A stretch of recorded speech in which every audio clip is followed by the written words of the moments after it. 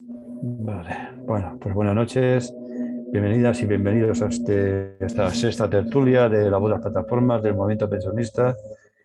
Bueno, hoy vamos a tratar el tema, o vamos a proponer un tema, porque claro, era unas tertulias abiertas, pero que pensamos que quizás era bueno concretar algún tema de inicio por lo menos y después a ver dónde deriva los debates y las tertulias. Pero bueno, antes que nada, pues vamos a recordar a tres mujeres que han sido asesinadas en 24 horas entre el 7 y el 8 de agosto por violencia machista en España y que queremos recordar en este espacio, como siempre. Tenemos a Zour, de 27 años, que fue asesinada por su marido, degollada delante de sus hijos en Almería. A Juani, de 31 años, asesinada por su pareja, que después se suicidó, y esto ocurrió en Pozoblanco, en Córdoba. Y otra mujer, que no sabemos el nombre, de 91 años, asesinada por su marido de 92 en La Laguna, Tenerife. Con estas son, con estas tres son 35 las mujeres asesinadas en lo que va de año y 1.219 desde que se tiene registro desde 2003. Así que una vez más tenemos que repetir y gritar que basta ya. Bueno, pues como les decía, pues hemos pensado en esta tertulia hablar un poco sobre la sanidad pública. Pues ya sabemos que es un tema que está muy candente porque junto con las pensiones, o sea, con toda la seguridad social, el tema de la sanidad pública es algo que es muy querido y lo tenemos muy grabado, ¿no?, en toda la ciudadanía en España. Y bueno, pues está en peligro de hacerse una sanidad pública residual, de baja calidad y pensada como beneficencia. Y bueno, eh, yo antes de dar paso a los cortos que tenemos pensado para introducir en el tema, pues recordar dos cosas. Primero, que entre ayer y hoy se han publicado tres noticias en relación con la sanidad pública. Una, que se ha denunciado la existencia de más de 1.100 biopsias pendientes de realizar en el Hospital de la Paz de Madrid por falta de personal. Otra, que el consumo de antidepresivos, las benzodiazepinas, en España aumentó un 249% en 20 años. Y otra tercera noticia es que desde el servicio de emergencia de Osakidetza, que es el sistema público de sanidad vasco, las ambulancias medicalizadas están sin personal médico y que toda la zona cubierta por esa UBI móvil pues no puede actuar como tal a no disponer de médico o médica. También están dejando sin cubrir turnos de médicos y médicas en los centros coordinadores de emergencias de los Osakidetza, donde se atienden las llamadas de teléfono del 112, y también que los puntos de atención continuada están siendo abandonadas por el mismo servicio, por Osakidetza, de manera que obliga al personal de enfermería a tomar decisiones también en los centros de coordinación, y esto no es de recibo. Y también creo que pasa en Madrid, por lo que hemos recibido, también hemos tenido esas noticias de que el personal de enfermería tiene que ponerse en contacto telefónicamente con un médico o una médica, no sabe dónde, y contar un poco lo que pasa para que pueda dar un posible tratamiento o una solución en urgencias, lo cual es demuestra lo que estamos llegando, ¿no? Y también os quería leer una cosa que ha escrito Marciano Sánchez Baile, que es presidente de la Federación de Asociaciones por la Defensa de la Sanidad Pública. Él dice, el Sistema Nacional de Salud español constituye un avance histórico del que hemos de sentirnos orgullosos y orgullosas, pero la enfermedad puede ser también, y no debería serlo, un negocio. Quizás por eso el sistema económico dominante tiende a deshumanizar la enfermedad y su gestión y la reduce a un simple bien de consumo o mercancía. De esta manera queda oculto el verdadero valor humano y social de los sistemas sanitarios públicos.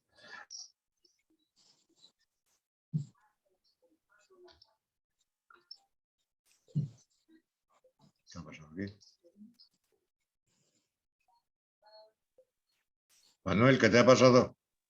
¿Ha quedado colgado? Sí. Sosteniéndose en el falso argumento de que lo privado es... Manuel, estás quedando colgado.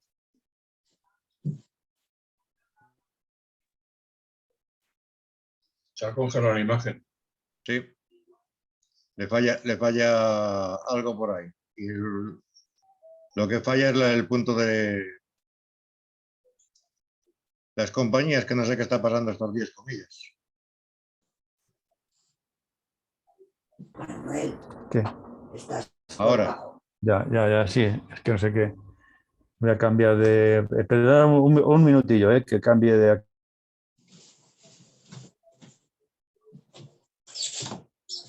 ¿Qué le pasa? ¿Qué le pasa? ¿Te pican mucho los ojos?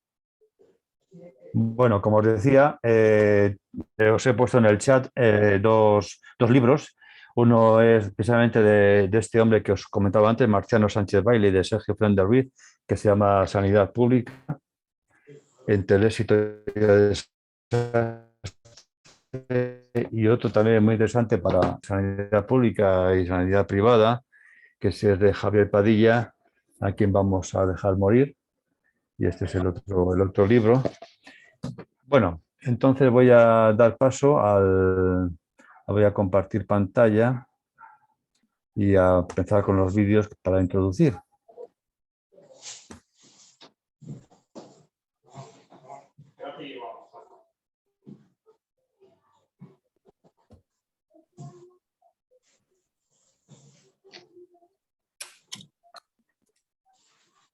Es casi un hecho histórico para los españoles, el concepto de que la sanidad pública española es la mejor del mundo, aunque esto últimamente está dejando de ser así para mucha gente. La crisis sanitaria empieza antes de la pandemia y tiene muchos componentes. La falta de financiación, la falta de médicos en algunas especialidades, la despoblación o el aumento de la edad de la población. Pero no afecta a todos de la misma manera. Depende mucho, obviamente, del lugar en donde vives. Pongamos que necesites pedir cita en atención primaria. En la Comunidad Valenciana tendremos que esperar unos 10 días. En Andalucía, Baleares y Madrid son 9, que son 4 días más con respecto a los 5 del País Vasco, pero 2 menos de los que cabría esperar en Cataluña. El segundo factor es cuántos médicos hay en tu comunidad autónoma.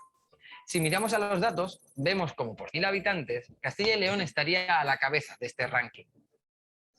De media, España tiene unos 90 médicos de cabecera por 100.000 habitantes. Si ahora comparamos estos datos con el resto de Europa, vemos que España está por delante de Italia, pero muy por detrás de Portugal y de Irlanda, que son dos países con los que la gente no suele tomar referencia en este campo. El retraso en las listas de espera es un problema crónico y se ha agravado tras 2 años de vuelco total de la sanidad tras la pandemia. Para tener la primera cita de atención especializada en Madrid hay que esperar de media 75 días. Aunque parezca mucho, es casi la mitad de los 120 días de Canarias o Andalucía. Si finalmente necesitamos una cirugía no urgente, hay que esperar de media 120 días, casi 4 meses, que pueden llegar a 150 en algunas comunidades autónomas.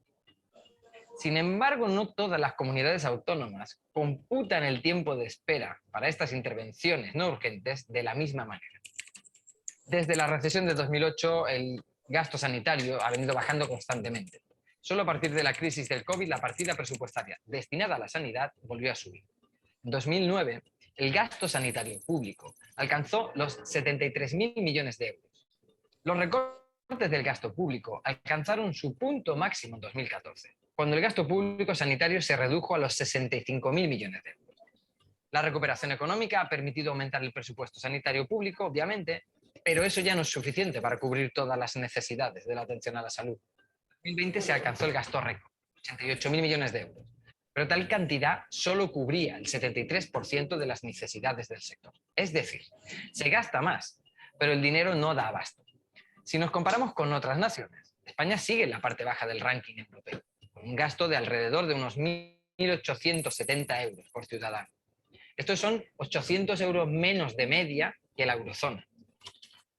La gran diferencia de la sanidad española con la mayoría de los sistemas públicos europeos reside en que es totalmente gratuita. Incluso los medicamentos se pagan en función de 3 criterios: la renta, la edad y el grado de enfermedad. En el resto de la Unión hay diferentes grados de copago que están generalizados desde hace años, incluso para las visitas a la atención primaria o la especializada. Pero vamos a ver cómo se financia exactamente el sistema público de salud de España. Las comunidades autónomas tienen competencias exclusivas en materia sanitaria, es decir, deciden cómo se organiza el sistema de salud y cómo se gasta el dinero de los ciudadanos en esto. El Estado es el que recauda el dinero a través de impuestos como el IRPF, el IVA o el impuesto de sociedades y otro tipo de imposiciones. El Gobierno central asigna a cada comunidad autónoma una partida del presupuesto y ésta puede gastarlo como mejor considere en salud. Al presupuesto estatal hay que añadir también el presupuesto autonómico derivado de los impuestos autonómicos para la salud. La sanidad representa el mayor gasto en los presupuestos de todas las comunidades autónomas. Navarra, por ejemplo, que es la que menos gasta, aún así dedica el 23% del gasto anual del gobierno. Las comunidades con más población son las que más gastan. Pero si miramos el gasto por persona, vemos que la situación se invierte. Es decir, las comunidades con más población tienen que gastar más, pero a cada ciudadano le llega una cuota menor de ese gasto con respecto a comunidades más pequeñas. Vamos a ver ahora cómo gastan las comunidades el presupuesto sanitario más exactamente. Por áreas, el mayor gasto se centra en la atención especializada. Esto se explica en parte porque la atención especializada es más cara con respecto a los cuidados básicos que tiene la atención primaria. Pero cuando miramos a la diferencia por comunidades, esta es la brecha que se evidencia en algunas de ellas. El sueldo de los profesionales sanitarios tampoco se sujeta. En Navarra, Madrid o Extremadura, a finales de mes, el sueldo de un médico con un trienio de antigüedad es inferior al sueldo del mismo profesional en Murcia, en el País Vasco o en Valencia. La cuestión del sueldo y la sobrecarga de trabajo tras los años del COVID ha llevado a los médicos españoles al límite. En casi todas las comunidades, los sanitarios han protestado para pedir una subida de salario o por cargas de trabajo más adecuadas o por más recursos. Los médicos de atención primaria han sido el principal colectivo implicado en estas reivindicaciones y Madrid, la comunidad donde más se ha visibilizado este conflicto. El problema de la sanidad ha sido el gran talón de Aquiles y el asunto que ha provocado un mayor desgaste político al gobierno de Isabel Díaz Ayuso, sobre todo en el último tramo de la legislatura. Todo empezó con la reorganización de los centros de urgencias extrahospitalarias y de ahí que una especie de efecto dominó se pasó a la atención primaria. La atención primaria es lo que concentró o lo que coincidió con las grandes manifestaciones que hubo contra el gobierno, que reunieron a más de 200.000 personas en la calle y que se extendieron durante más de 100 días. Y no se aplacaron, no se detuvieron hasta que el gobierno de Isabel Díaz Ayuso anunció una subida salarial para los médicos de familia y los pediatras. Esta subida era de hasta 1.150 euros por médico y se hizo con varios pluses. Y si bien es verdad que el problema está amortizado, también es cierto que las huelgas continúan, aunque su impacto es mucho menor y no se espera ninguna nueva movilización. En España, el acceso a la profesión médica está regulado en dos fases. Primero, a través de la formación universitaria, donde las plazas están limitadas y su acceso está bastante restringido, pero también por la habilitación profesional, que se obtiene solo después de haber cursado el MIR, es decir, el programa de médicos residentes, que es competencia del Ministerio de Sanidad español. Pero desde los años 90, con la introducción del numerus clausus, el número de plazas ha bajado de forma sustancial. Después de años, el gobierno de Pedro Sánchez ha decidido dar un vuelco y subir de golpe el número de plazas disponibles en las facultades de medicina. Durante muchos años, sobre todo durante los años de los recortes del gasto público, se redujo de forma muy importante también el número de plazas MIR. Esto impidió que los licenciados en medicina pudieran acceder a la última etapa de su formación profesional, lo que ha creado un embudo que ha impedido a muchos titularse y acceder así al mundo laboral. Pero esta tendencia se está revirtiendo. Para los profesionales sanitarios, aumentar el número de médicos no es la solución. Sostienen que un aumento desproporcionado puede dañar la calidad de la atención médica. Y ampliar el número de plazas podría menoscabar la calidad de la formación y empobrecer el mercado laboral, según estos médicos. De hecho, en Madrid, en 2022, más de 200 médicos han renunciado a ser tutores de los médicos MIR porque no quieren asumir este trabajo extra, que se sumaría a sus ya intensas jornadas laborales. Aún así, en la profesión médica, el paro no existe prácticamente. En marzo de 2022 se contaban 1.161 médicos en paro y unos 3.400 enfermos. La falta de profesionales estaría circunscrita a algunas especialidades o a algunos territorios. Y la razón por la que algunas de estas plazas se quedan sin asignar no es la falta de médicos, sino que nadie las quiere. Se trata de algunas especialidades y en su mayoría de plazas que se rechazan, por ejemplo, por estar en zonas rurales o despobladas. Las especialidades donde hay escasez de profesionales son específicamente la medicina de familia, la pediatría, la cirugía general, la anestesiología, la otorrinolaringología, la medicina preventiva y la traumatología. Pero el problema del reemplazo generacional se pondrá de relieve en los próximos años, cuando un importante segmento de profesionales se va a jubilar. Si miramos la pirámide demográfica de los médicos, vemos que la mayoría se concentra en dos franjas de edad. Los médicos entre 55 y 65 y los que tienen entre 35 y 44. En los próximos 10-15 años se van a jubilar gran parte de los médicos de la última parte de la pirámide. Estamos hablando de 80.000 profesionales. El estudio calcula que serían entre 7 y 8.000 salidas cada año. Para reemplazar este importante número de casi 8.000 médicos residentes que terminan cada año, apenas son suficientes. Y para sumar al problema, según el Consejo General de Colegios Oficiales de Médicos, más de 2.000 médicos cada año solicitaron el certificado profesional de idoneidad para poder trabajar en el extranjero. El problema de la escasez es también una cuestión territorial. Las plazas en las zonas rurales y despobladas son de verdad las más difíciles de cubrir. Muchas comunidades han empezado a ofrecer incentivos para atraer médicos. Sin embargo, solucionar los problemas de la sanidad con complementos representa un parche y una forma indirecta de subir la retribución de los médicos sin tener que cambiar el convenio o de hacer nuevas contrataciones. Frente a esta situación, muchos españoles han decidido contratar un seguro privado. En España, datos de 2022, hay más de 11 millones y medio de asegurados. Un dato en crecimiento constante desde 2016. Si miramos este mapa, el gasto en sanidad privada ha aumentado en casi todas las provincias en el último año. Otro capítulo importante es la sanidad concertada.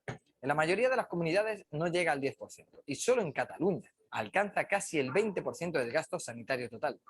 Sin embargo, algunas comunidades, como Valencia, han dado marcha atrás.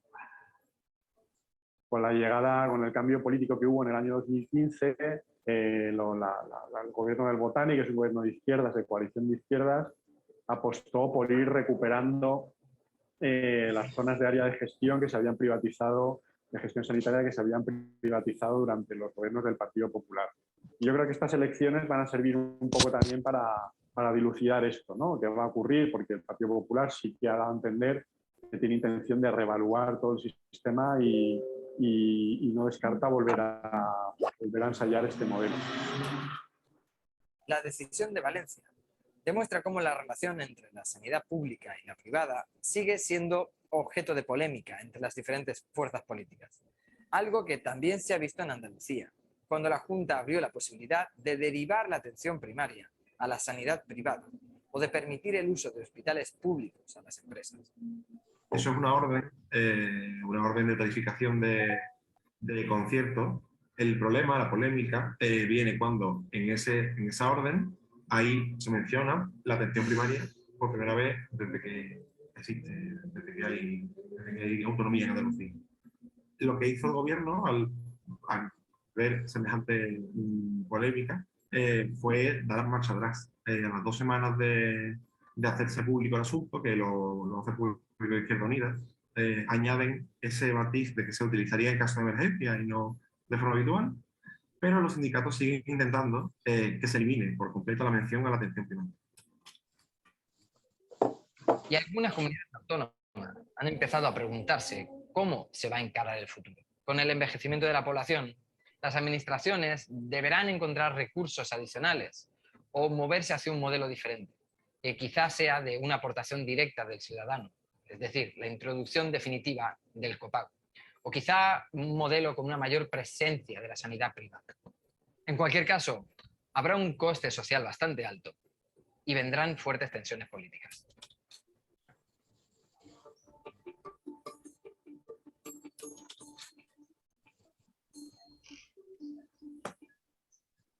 Bueno, ahora voy a a pasar al segundo. No sé si se ve bien, porque es que yo o regular. No, se veía Se vio a bien. mitad de pantalla, se vio a mitad de pantalla. Ya, es Pero que lo sí, quiero ampliar más, pero no he podido. Bueno, voy a ver el segundo vídeo que teníamos, que realmente es un corte de una radio, pero está bastante bien.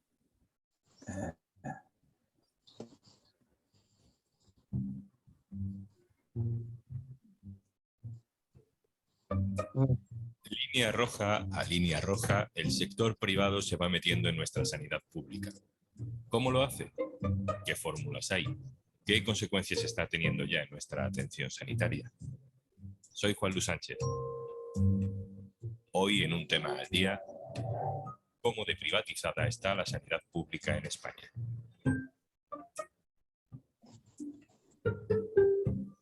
Una cosa antes de empezar.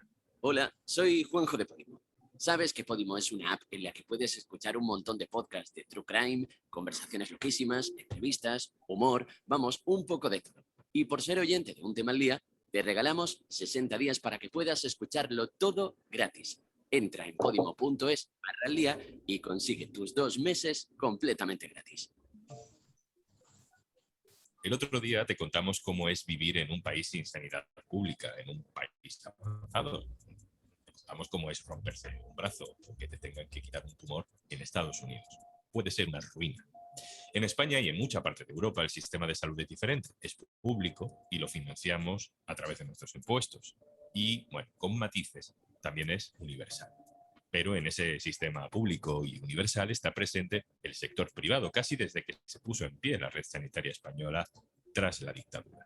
Lo que empezó siendo una manera de que la atención sanitaria llegara a toda la población se ha convertido con el tiempo en una brecha, por la que se han ido colando poco a poco servicios, prestaciones, concesiones a la gestión privada de lo público. En los últimos días, de hecho, ya se ha puesto sobre la mesa, con una amable sonrisa, un proyecto para externalizar las consultas de atención primaria, por ejemplo, en Andalucía. La atención primaria había sido, hasta ahora, intocable. Ya no lo es. Hoy vamos a intentar responder a una pregunta. ¿Cómo de privatizada está la sanidad pública en España? Vamos a la redacción del diario.es. Saludo a Natalia Quintaroli, subdirectora del diario.es, a cargo de la información social. Hola, Natalia. Hola, ¿qué tal? Natalia, vamos a intentar responder a esa pregunta, pero desgranándola poco a poco. Primero, ¿cómo nacen, cómo son esos acuerdos con el sector privado por parte de la sanidad pública? Hay como unas 3 formas, 3 maneras en las que la sanidad privada interviene, digamos, o cumple un papel dentro del servicio público de sanidad. Hay, por un lado, conciertos, hay, por otro lado, concesiones y, por último, derivaciones. En el caso, por ejemplo, de los conciertos, que es el modelo mayoritario en Cataluña, por ejemplo, donde la red hospitalaria es privada, lo que se hace es que esa red o esa infraestructura privada preexistente hace una labor que se paga con dinero público. En el caso, por ejemplo, de Madrid, donde hubo un impulso privatizador durante algunos años, se construyeron hospitales que se dieron como concesiones. Y hay como una especie de tercer elemento que es el de las derivaciones. Esto es, cuando la red pública no consigue o no puede, no alcanza a cumplir con el trabajo que tiene, por ejemplo, con el tema de las listas de espera. Y entonces se decide trasladar pacientes a centros privados para que puedan ser operados o atendidos por especialistas o reciban algún tipo de tratamiento o algún servicio particular. A través de estos 3 modelos hay una participación de la sanidad privada en la red de salud pública, pero siempre todo esto está pagado con dinero público. ¿Y esto qué implica para la calidad de la gestión sanitaria o más bien de la atención sanitaria de la población? ¿Se nota en algo si te atienden en un hospital público o en uno público pero de gestión privada? Bueno, esto como siempre depende de los parapetos legales y el control que se ejerza sobre esos conciertos, concesiones, derivaciones o como se hayan acordado con las empresas. Aquí hay 2 elementos. Uno, estos son empresas siempre que están buscando por supuesto, su rédito. Están creadas para eso. Entonces, lo que tiene que hacer en todo caso la administración es controlar que eso que ha concertado o ha dado la concesión se cumpla de manera estricta. Creo que hay un elemento que también es importante y es que esto, la colaboración público-privada, no destruye per se el sistema sanitario público, tal y como lo conocemos y lo defendemos. Lo que destruye el sistema sanitario público es detraer recursos del sistema sanitario. Detraer recursos, pauperizar la sanidad pública y hacer que mucha gente, y esto está sucediendo, mucha gente se pase directamente a la sanidad privada porque la sanidad pública no le da una respuesta. Y entonces al final va a haber mucha gente que diga, pues mira, yo es que ya me pago mi sanidad. Entonces, ¿por qué voy a pagar impuestos y cada vez más impuestos para sostener un sistema que sea universal y que nos dé sanidad a todos? Yo ya pago la mía. Entonces, eso es lo que puede destrozar un sistema público. Ahora vuelvo contigo, Natalia. Quiero que escuchemos a algunos sanitarios. Le hemos pedido que nos expliquen su experiencia sobre cómo afecta la presencia de lo privado en la sanidad pública.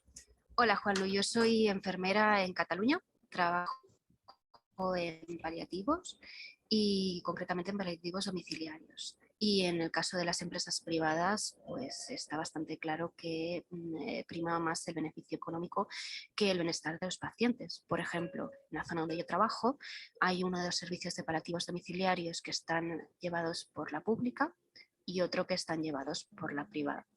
Entonces, en la zona que está llevada por la empresa privada, estos pacientes que han escogido quedarse en casa tienen menos cantidad de profesionales que en la pública. ¿Esto qué hace? Pues que a veces este equipo no pueda hacer las visitas de seguimiento que tendrían que hacer con la frecuencia que tocaría, o que estas visitas sean visitas telefónicas de seguimiento a estos pacientes. Si tú no puedes hacer un seguimiento y tiene la familia confianza contigo, es muy probable que ese paciente se vaya descompensando, con lo cual estás bajando la calidad de la atención a estos pacientes, también estás incrementando el estrés que tienen esas familias a la hora de cuidarlos en casa. Es posible que al final, por ese estrés y por esa falta de apoyo en domicilio, decidan ir al hospital, con lo cual están acabando también en un entorno hospitalizado, lo cual no sería necesario en todos los casos. Hola, Juanlu.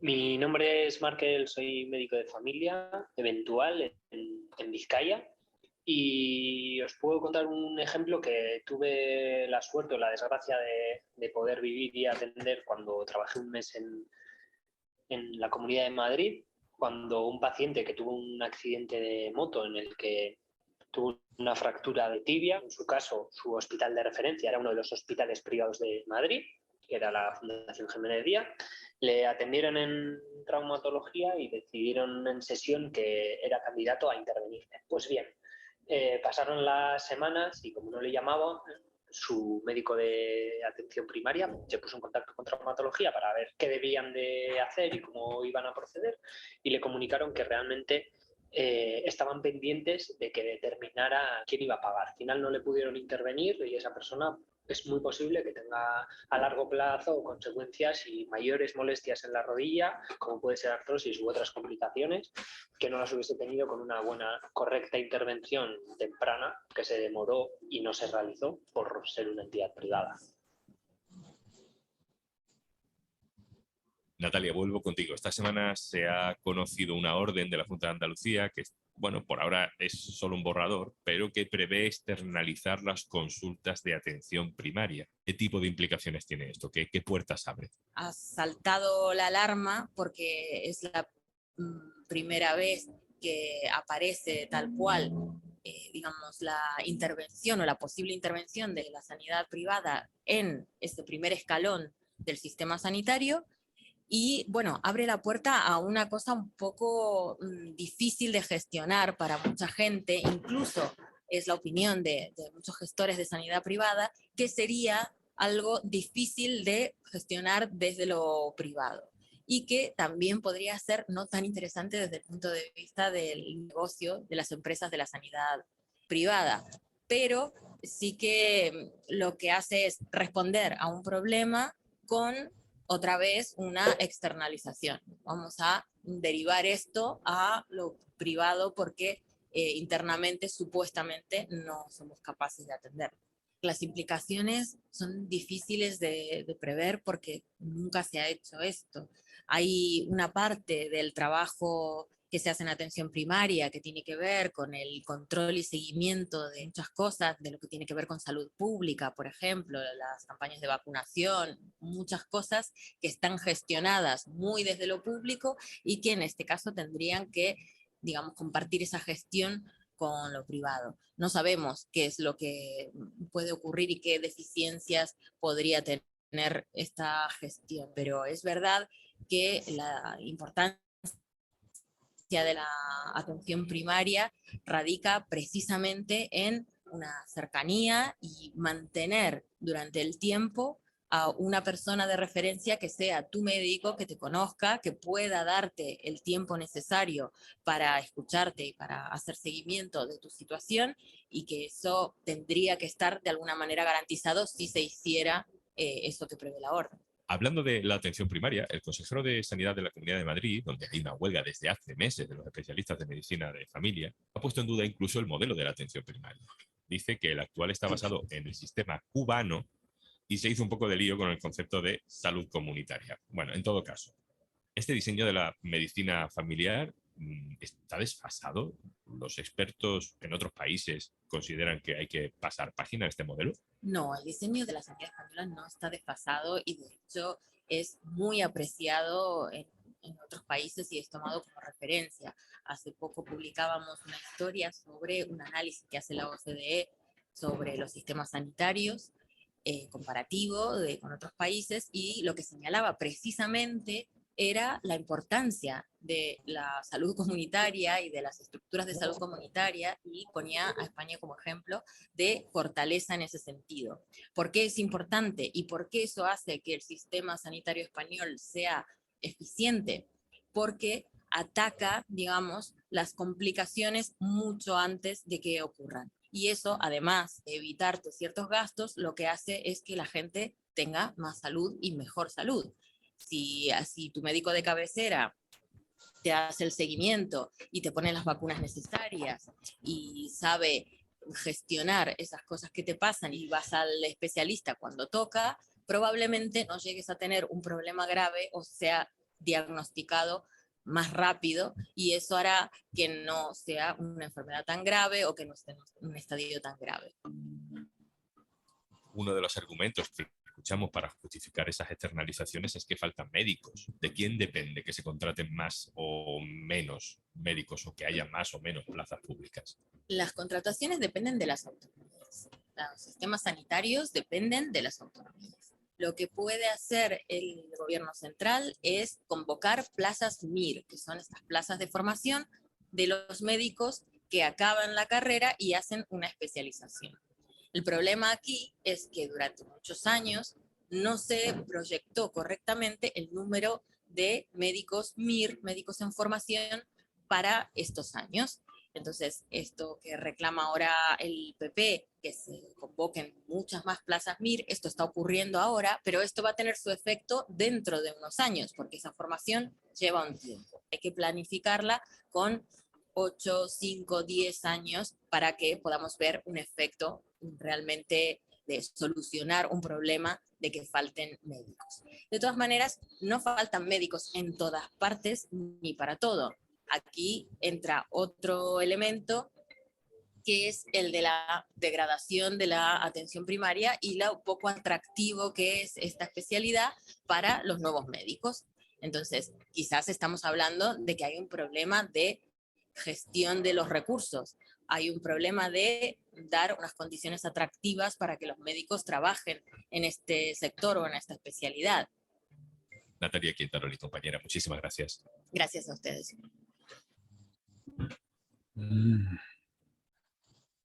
Y antes de marcharnos, espero que ya sepas que si entras en podimo.es/alia, te registras en Podimo y te descargas nuestra app, tienes acceso a todos nuestros podcasts y audiolibros gratis.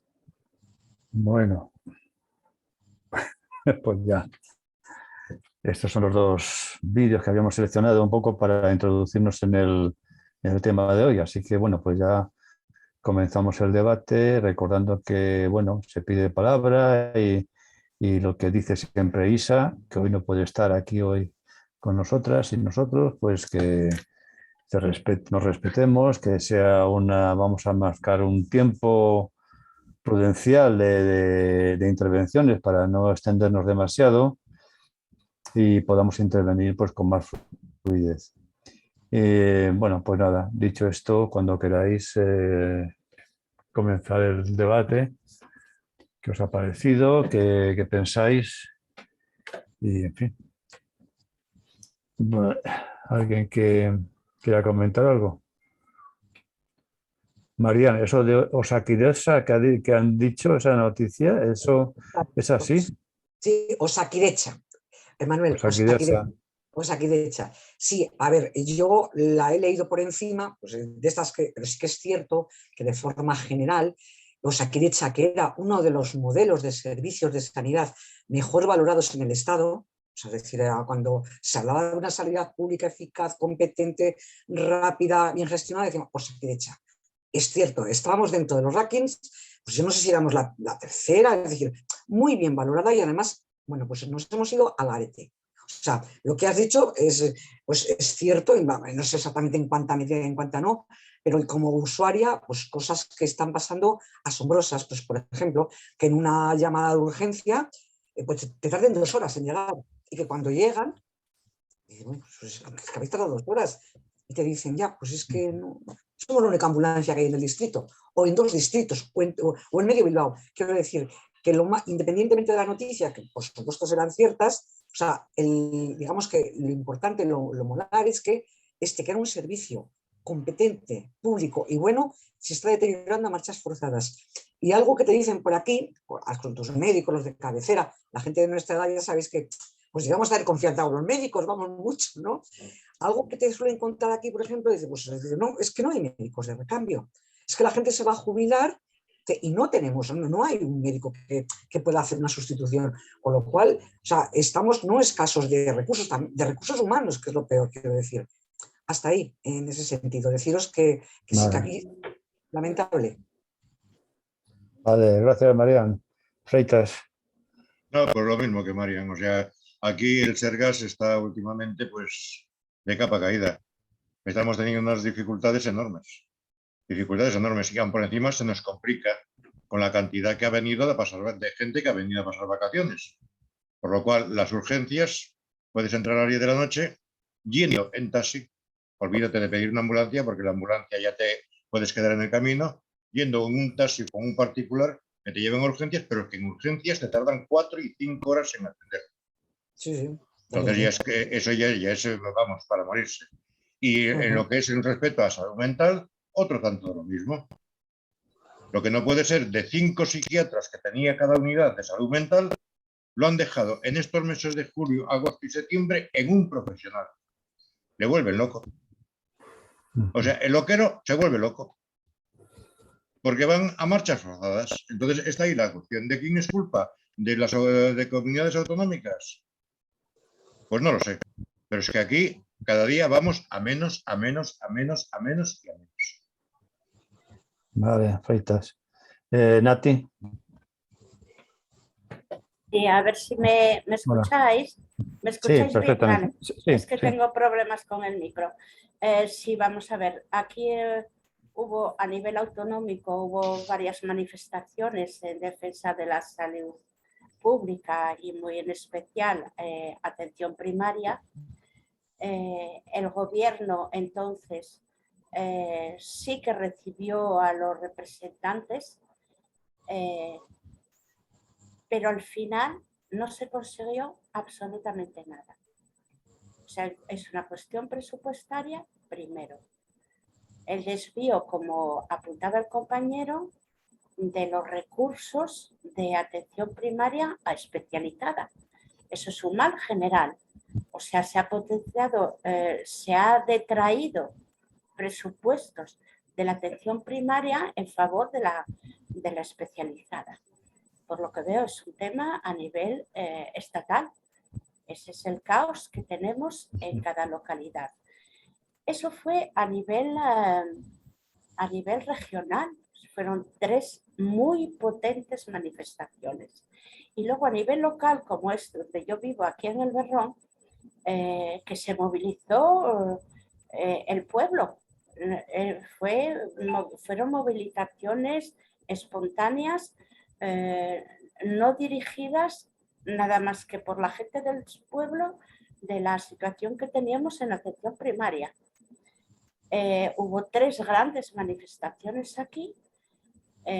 Vino la que era entonces la gerente en Asturias, vino la consejera, vinieron todo el arco parlamentario, representantes, para que vieran la situación que teníamos en atención primaria aquí, que lo único que se pedía eran mejoras de las instalaciones porque estaban completamente obsoletas, no había forma de que el personal pudiera trabajar adecuadamente. Y por otro lado, el fijar plantilla del médico de cabecera, porque solo había 2. ¿Y qué pasa? Que cuando faltaba uno, por las razones que fueran, se encontraban con un solo médico de cabecera. No nos encontrábamos, ni que deciros la lista de espera que podía generar, más en un sitio que han aumentado tremendamente las residencias de mayores, que también el médico de cabecera correspondiente tiene que atender, ¿vale? Bueno, después de muchas promesas, ni hicieron las obras, ni fijaron el tercer médico de cabecera. O sea, no ha servido las movilizaciones que hemos mantenido a lo largo de todo el año, no dieron resultado ninguno. O sea, ninguno. O sea, fueron promesas. Además, es más, lo que suponía aquí las obras eran unas obras mínimas que había que hacer en el centro de salud, porque estaba Vox también ya intentando meter un nuevo centro de salud, que no queríamos un nuevo centro de salud. Con el que tenemos es suficiente. Pues sí, vino la consejera, vine todos, que sí, que después de las elecciones autonómicas, inmediatamente después se empezaba. No han hecho nada. Por lo cual... Eso es en el Berrón, ¿no? Me estás hablando del Berrón. Eso estoy hablando del Berrón, efectivamente. O sea, nada, ni simplemente el hecho de tenía que tirar 3 tabiques, porque las auxiliares están en 2 metros cuadrados trabajando.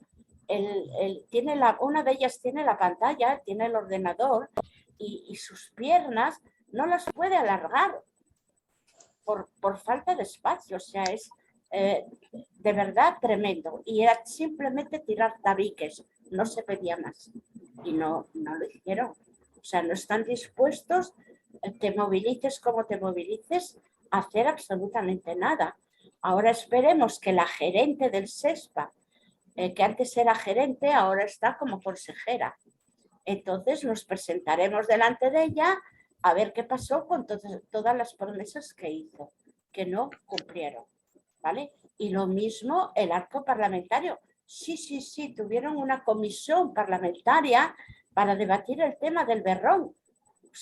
O sea, se movilizaron, ¿vale? De palabra, pero no llevaron a la ejecución nada.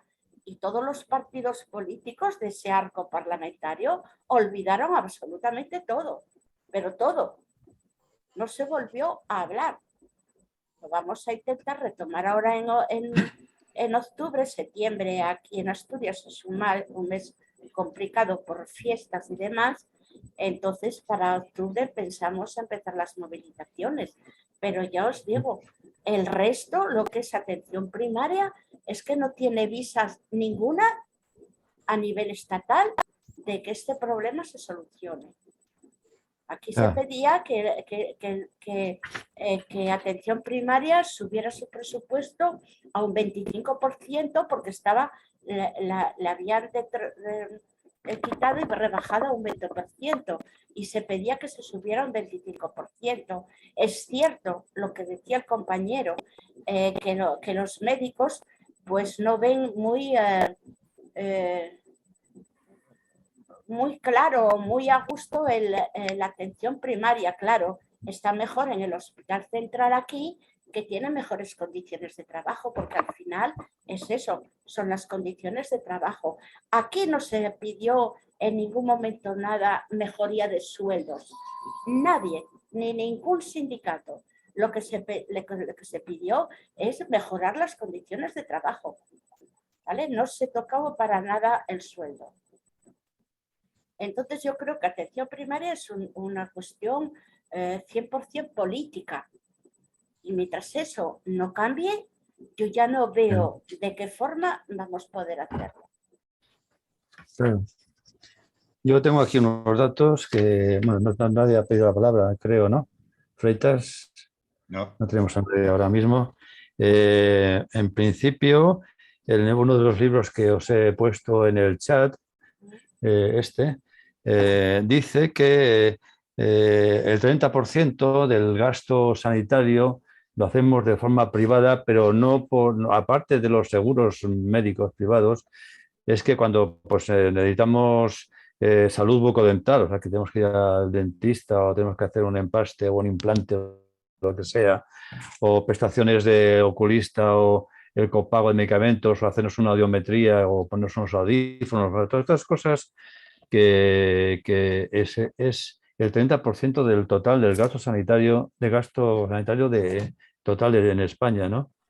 Y después el tema de los seguros médicos privados alcanza ya casi el 30 y 40% del total de la población. En algunos sitios en Madrid es el 40 o quizá más por ciento de la gente que tiene contratada un servicio, vamos, un seguro privado de médico. Y después hay otra cosa que con relación a lo que decía Nati, es que dice que la tendencia más reseñable en la última década ha sido la de disminuir la inversión en nuevas infraestructuras, cayendo el gasto del capital en muchas comunidades autónomas en torno al 50% y favoreciéndose los conciertos con entidades externas. Y eso aquí en León también nos pasa, ¿no? Tenemos un centro de salud muy grande que abarca parte de León y además otros 2 concejos, todos los municipios, también grandes, que están pegados a León. Y bueno, está en ruinas, hace ya 10 o 12 años que está abandonado. Han prometido que se va a arreglar, no se puede arreglar porque está en ruinas, habría que derribarlo y hacer uno nuevo, pero la Junta de Castilla y León no quiere saber nada y lo que ha hecho ha sido de contratar 2 plantas en el Hospital San Juan de Dios, que está cerca, y allí es donde pasan consulta pues, el personal médico sanitario de ese centro de salud, con lo cual están pagando una millonada a un centro privado para tener esos locales disponibles.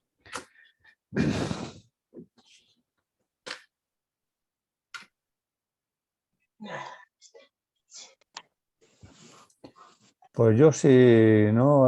Tengo aquí preparado una cosa porque aquí en León tenemos en la plataforma social por la sanidad pública, pues hacemos unos talleres. Bueno, ya no sigo porque ya veo dos manos levantadas, Nati otra vez y Marian.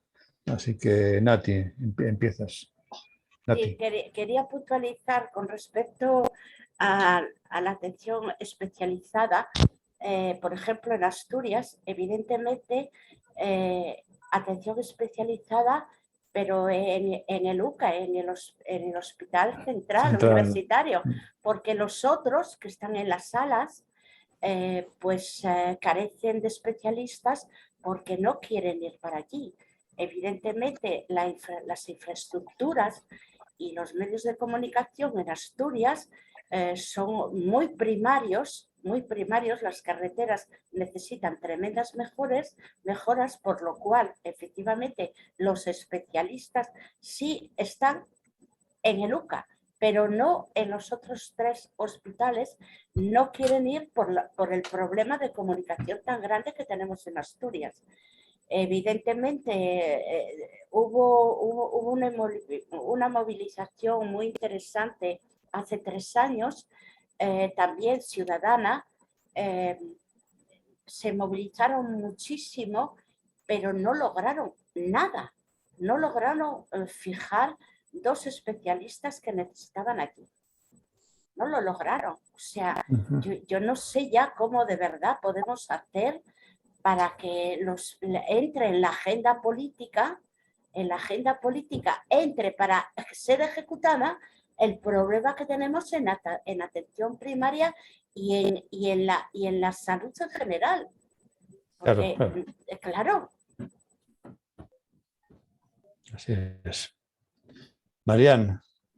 A ver, nada, yo me vais a permitir que dé un pequeño giro, si no os importa, como estamos en una tertulia libre, pues hacer en esto pues un vértice más de la historia. Decía Nati, que entre en la agenda pública, que es que la historia está y que no va a entrar. No entra eso ni va a entrar la vivienda, porque estamos hablando de un neocapitalismo brutal, de un mundo en el que, bueno, el que pueda matador y el que no se jorobe se aguanta. Es decir, si decimos, tiene que entrar en la agenda pública, no va a entrar si no lo metemos.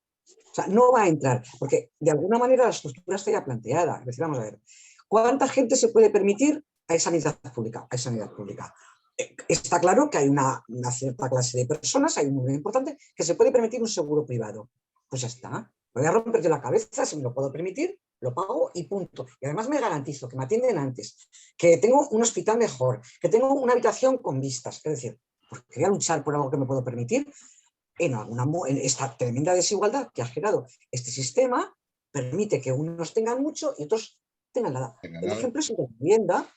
La vivienda, a ver, o sea, lo tenemos aquí ahora mismo.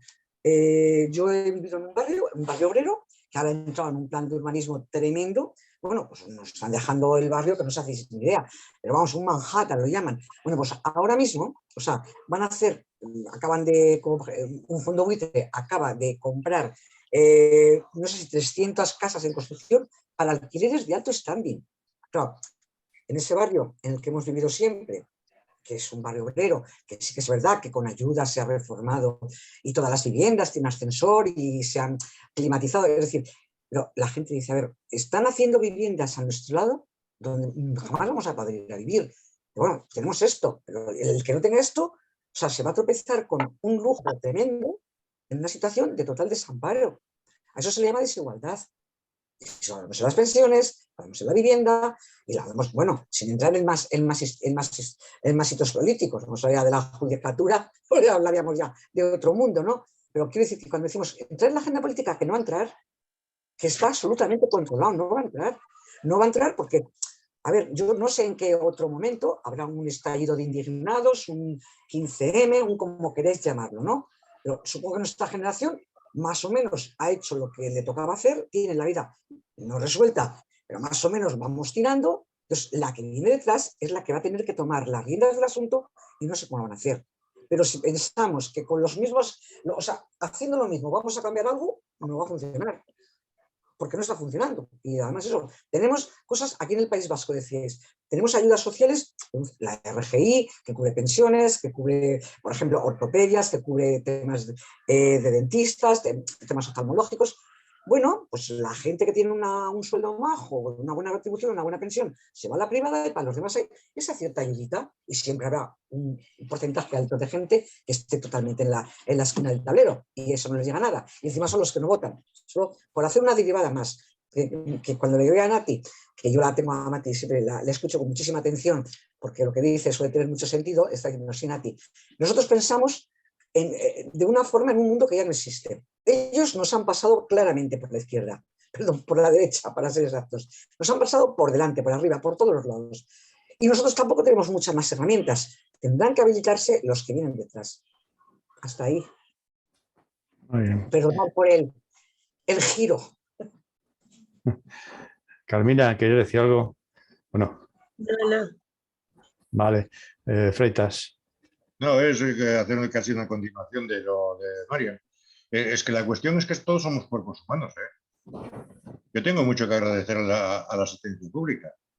O sea que la temática no está ahí. La temática está, lo que has dicho tú, María, nos han adelantado, nos ha pasado por todos lados y aún por encima tenemos que dar las gracias. O sea, nos mean encima y tenemos que decir muchas gracias. Oye, y llueve. Pues no, señor. Si había unos servicios, había unas cuestiones. Yo hablo aquí en concreto y de lo que he conocido por toda España, que solamente he necesitado a último momento, porque antes no conocía a un médico y después he conocido todos juntos. A mí aquí, en este momento, me encuentro pues casi en un desamparo. Y en 10 años, cuidado, que no voy más allá, desde que fui trasplantado de corazón hasta el día de hoy. Y con la circunstancia de la problemática de Gabriel. O sea, no solamente lo físico, sino también lo mental. Entonces, está ahí la cuestión. Un deterioro. Y en sanidad familiar, un centro de salud que tenía servicio de mañana y servicio de tarde. No sé cuántos profesionales eran, pero en plantilla estaban 38 a los 2 turnos. Resulta que han partido ese centro de salud, han llevado a otro lugar 1 kilómetro de distancia y, por ejemplo, 2 personas que vivimos en la misma casa, yo estoy en un centro y Gabriel está en otro. ¿Se entiende? No. No. ¿Por qué han partido así al tuntum o qué ha pasado? Cuando con el médico de asistencia primaria teníamos el mismo y en común. Pues ahora no. En cuestión de servicio de salud mental, había en el nuevo hospital Álvaro Cunqueiro que intentó los señores del PP pasarlo a privado con dinero público, cosa que se lo impedimos. Había una nave para salud mental. De esa nave ahora solamente hay 2 plantas. El que no esté de acuerdo ya sabe lo que tiene que ir. Busque profesional en la calle. Y no es plan. Porque a la hora de la verdad, lo que estaba de problemática en la asistencia pública está pasando de problemática a la asistencia privada. Todo depende de lo que cotices. Con las pensiones que tenemos no podemos cotizar un seguro médico de 400 euros al mes para estar atendidos al nivel de lo que estábamos atendidos en la pública. ¿Por qué no? O yo no lo veo. Ya. Porque si a mí me pagan de pensión la seguridad social, me paga 1.000 euros, yo quito 400, ya me quedo con 600. ¿Qué pasa? ¿El umbral de la pobreza? Entonces son puntos que hay que ver, son cosas que hay que ver. Y no nos quieren ver. Y no nos quieren ver. Porque por salir por manifestaciones, las que quieras, más. Pero el tema no está en las manifestaciones. El tema es que den un servicio que mucho prometer y prometo. O sea, el cuento del principio de la democracia, con Adolfo Suárez, el mucho prometer. Puedo prometer y prometo, si el día de hoy, toda esta gente, ¿no? Pues fantástico. ¿Qué nos quieren? ¿Que vayamos con el traje madera cuanto más pronto mejor? Pues me parece que van a estar jodidos, porque hay algunos de nosotros que aguantamos vientos y mareas. En todo caso, que vayan ellos. Los que dirigen, claro. No los médicos. Los médicos los necesito. Vale. Vale, Freitas, ya entonces paso a Arturo. Arturo. Hola, quería comentar que prácticamente en la sanidad pública hemos retrasado, pues fíjate, yo cuando era crío me dio allí en el pueblo la meningitis y gracias a un vecino que me llevó al hospital de Madrid, y porque conocían a un tal doctor Colinos. Y eso es que luego mi madre se hizo una iguala con él. Y tampoco eran los sueldos, pero vamos, se tenían una iguala y para el médico que teníamos en el pueblo no estaba o estaba haciendo la mili, yo qué sé. Y hubo que andar buscando un médico, o el pueblo de al lado o lo que fuera, y me diagnosticó anginas cuando era lo otro. Y gracias a que, yo qué sé, me cogieron y me llevaron para Madrid y conocían a ese médico, Si no, ahora mismo no lo estaba contando. Y en realidad estamos igual. Lo único que bueno que tienes ahora es que tienes los teléfonos móviles, están las videoconferencias, pero tú dime a mí por una videoconferencia qué diagnóstico te van a hacer. O una llamada. Es lo único que tienen. Aquí, donde estoy ahora viviendo, pues la verdad no he tenido quejas porque gracias a Dios no lo he necesitado. Pero para irte a cualquier cosita te tienes que desplazar allá a Talavera, que está a 30 kilómetros. Cosas más gordas a lo mejor te tienen que llevar a Toledo. O sea, pero y allí en Madrid, donde estaba viviendo, pues bueno, tenías un hospital en el pueblo, el de Alcalá. O sea, había varios, pero en realidad hay mucho hospital allí en la Comunidad de Madrid, pero la mitad les faltan médicos. Entonces, con lo cual casi estoy en las mismas. O sea, es como decía, me he ido de Malaguita y me he metido en Malagón, pero es que en realidad no me he ido de ningún lado. Estoy en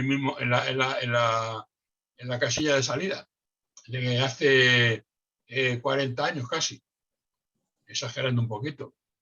Y es eso, los médicos en los pueblos era así antes. O sea, por ejemplo, el médico de Jalbir, cuando libraba, tenías que ir a buscarlo al de Daganzo o en Daganzo que estaba. Bueno, te tenías que recorrer, dar más vueltas que un hijo puchi buscando la parte de nacimiento para buscar al médico. O sea, que prácticamente poco ha variado. Y lo que más nos gastamos es en dentista, en oculista y no entra. O sea que no sé dónde, cómo y de qué manera hacen las partidas presupuestarias de la sanidad.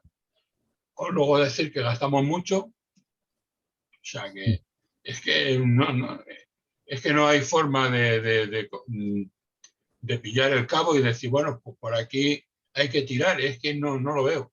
Como estaba diciendo María antes, es que no vemos la forma de cómo, porque te prometen muchas cosas, te dicen muchas y luego al final hacen lo que les da la gana. Claro. O sea que, y estamos en realidad muy bonito, estamos en el siglo XXI, pero en muchas cuestiones estamos como en el siglo XX, a mediados. Peor. Os dejo que pase otro. Gracias. Gracias, Marian. No. Sí, Marian. Que habla alguien delante. No, que os estaba oyendo y claro, fíjate, esta misma conversación la he tenido yo esta mañana con un compañero que me ha encontrado por él, nos hemos ido a tomar un café. Y hablando de este neoliberalismo, este poscapitalismo brutal, y en un momento determinado reflexionábamos, lo único que se les ha ido un poco de las manos somos nosotros. Porque desde luego creo que no han calculado tener a 11 millones de viejos dando por saco todo el día.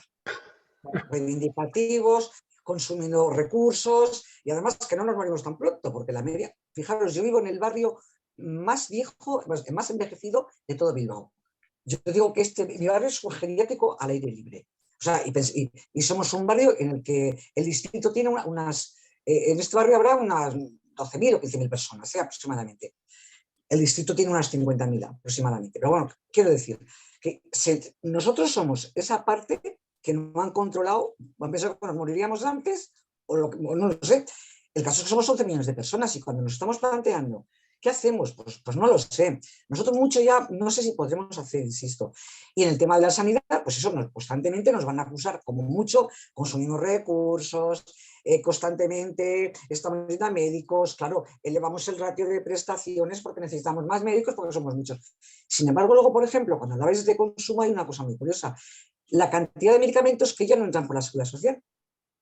Por lo menos aquí, O sea, eso es una cosa pasmosa. Necesitas, por ejemplo, yo qué sé, cualquier cosa que antes era, no sé, un jarabe, una crema, todo hay que pagarlo. Absolutamente todo. Es decir, salvo lo muy básico, los antibióticos y cosas de ese tipo, o sea, es que se pagan. No es que entremos en el copago, es que están privatizadas ya, no entran como tal. No. Es decir, estamos en una situación bastante calamitosa y no somos los peores.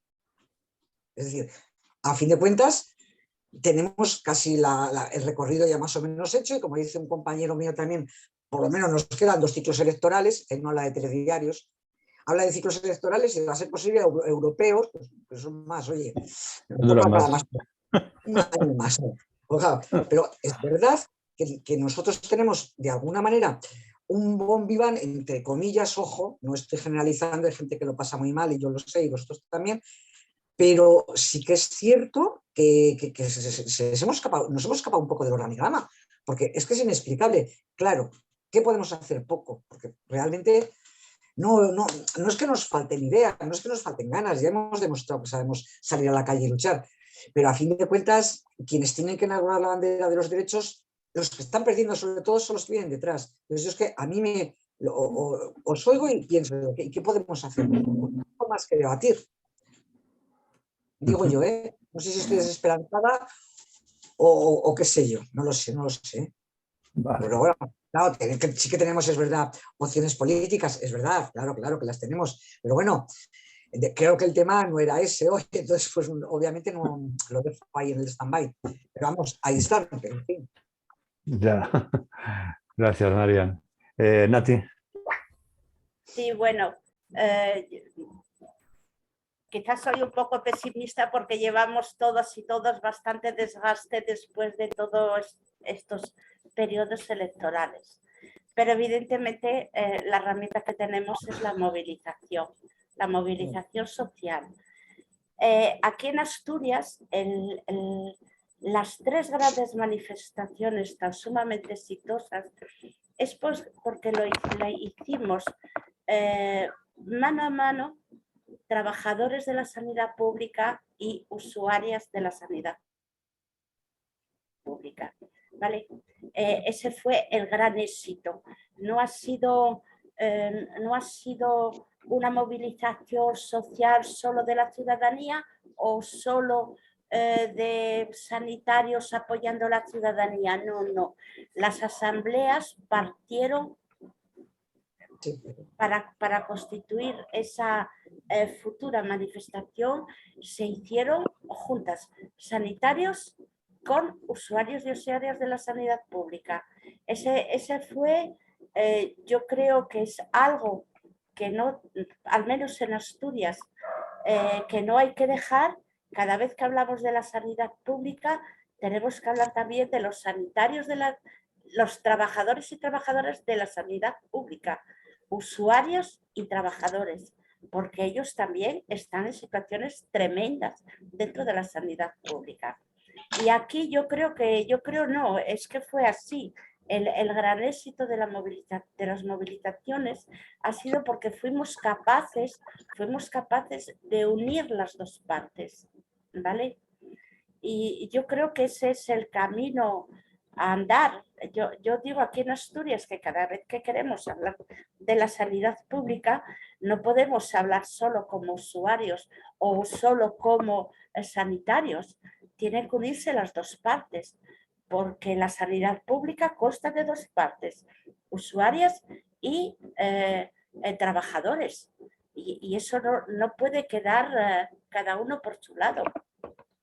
Creo que esto es muy importante. Aquí también hay una plataforma por la sanidad pública que la primera manifestación sí se unió y participó de las asambleas, pero luego no, en la tercera no fue así, porque se empezaron a poner excusas, ¿vale? Excusas de índole más bien político, porque si estábamos en el periodo electoral, nada, o sea, no, nada. Entonces eso quedó, en último término, un poco en el aire, pero somos conscientes de que el tema de la sanidad pública es un tema de trabajadores y de usuarios. No podemos desgranar como hasta ahora muchas veces hemos hecho. Bueno, pues os apoyamos, no, vamos juntos. Es así, yo creo que es esa vía que en esa vía tenemos que continuar. Cada Vale. charla de la sanidad pública tiene que haber trabajadores y usuarios, porque si no es que solo queda a mitad de camino. Ujú. ¿Vale? Está claro. Perdonad si interrumpo, disculpadme por la palabra, Nati. Todo eso es perfecto. Eso es nuestro mundo, en el mundo en el que nos hemos movido, donde funcionaba. Y además, cuando salíamos todos los días, o sea, el mundo de los años 70, el mundo de la lucha por derechos, el mundo de la lucha por sueldos, eso ya no existe. Aquí, ¿qué hacemos? Y es que estoy de acuerdo con Nati, pero digo, hablo de una realidad que es muy tozuda. Aquí que se nos cae un calcetín al patio y montamos una manifa, aquí digo con el País Vasco, porque somos muy broncas y muy abruptos. Entonces, o sea, aquí se han hecho por la sanidad no sé cuántas, 300.000 personas llenando la Gran Vía, las que queráis. O sea, aquí eso de manifestarse, oye, está dentro de la agenda social de cada uno, no pasa nada. Bueno, pues nada, estamos mucho peor mucho peor que en plena pandemia y muchísimo peor que antes de la pandemia. Pero yo entiendo que la movilización, todo eso es genial, todo eso es lo que hemos hecho siempre, pero no funciona. Sencillamente no funciona, no está funcionando, porque lo estamos haciendo y el resultado es cero. O sea, para conseguir lo mismo, si hacemos lo mismo, no conseguimos nada. Y sé que Nati está poniendo de alguna manera el dedo en la llaga. Nos que juntos, trabajando, todo eso es cierto, pero no está funcionando. Porque alguna parte de lo secundario. Vale, disculpad, sin más. Está Freitas, que había pedido la palabra. No, es la cuestión. Lo que comentaba Arturo, menos mal que lo cuentas. Una hermana mía con 17 años se fue. O sea que está ahí la cuestión. Y a lo que hablábamos del copago. Aquí se está pasando de Portugal mucha medicación a España. Mucha. Las vacunas de meningitis. Aquí, que yo sepa, el Sergas no ha cambiado. La gente tiene que ponerle a los niños, sobre todo los que ya hemos padecido, porque es un mal endémico en Galicia, la meningitis, pasa, o sea, hay gente farmacias que viven a cuenta de los españoles en el norte de Portugal pasando medicación. Productos que antes prácticamente, a mí me toca un copago aquí de 8 euros. Pero es que ahora ya no me entra, por ejemplo, el gel que tengo que ponerme donde tengo según qué cicatrices o donde según me han tocado huesos y cuando tengo un cambio de tiempo soy un barómetro. Me duele. Sin embargo, por 50 céntimos yo traigo esto de Portugal, este botecito que es el gel, que viene a ser lo que tengo que pagar por 5,5 euros, el mismo en España. Entonces todos recurrimos ahí. Con las vacunas del zóster, ¿qué está pasando? Dijeron que iban a ponerlas. Pues la gente está recurriendo a Portugal por las 2 dosis de las vacunas del zóster por lo mismo. Y se está mandando, hay gente que está volviendo al contrabando con la medicación. Están de acuerdo con según qué farmacias en Portugal y de ahí se manda para el resto de Galicia y León y Asturias.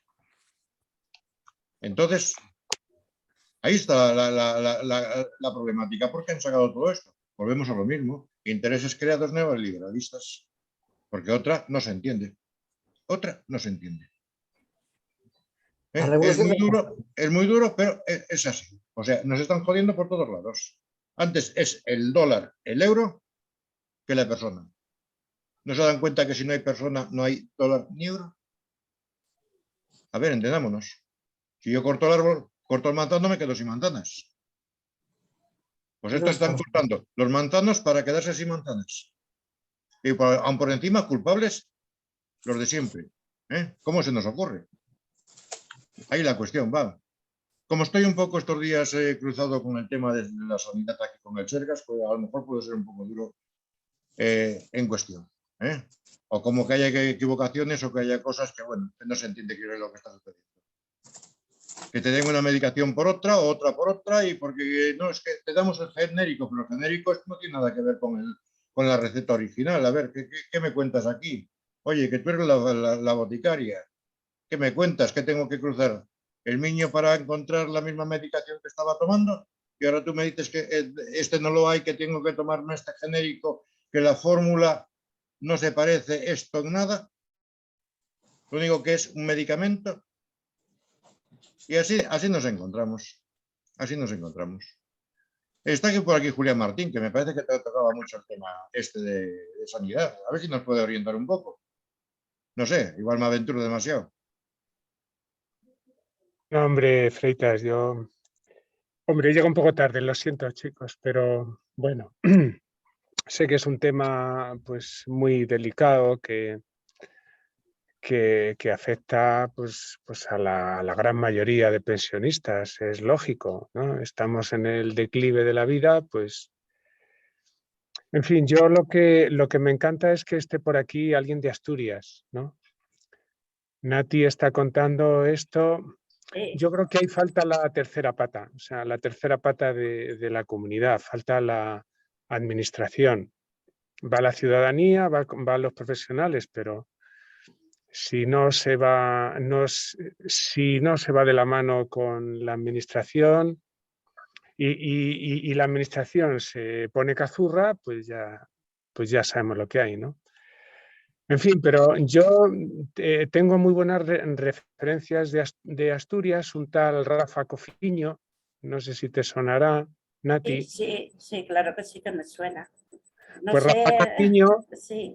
claro, Rafa Cofiño es el que ha llevado el OSA, ¿no? El Observatorio de Salud de Asturias. Sí, Y han hecho efectivamente. ahí una labor impresionante en salud pública, en salud comunitaria, ¿no? Ya, sí. Por estudios que no quede. Claro. O sea, pero quedan donde están en el papel. El caso es que eso no se lleva a la práctica. Ya. Sí, estudios, efectivamente, muy buenos estudios, pero ahí quedan. Y Cofiño ahora se alejó completamente del tema sanitario. Entonces, bueno, no sé. A ver si desde Sumar, Cofiño, a nivel estatal, pudiera hacer algo. Esa es la historia, ¿no?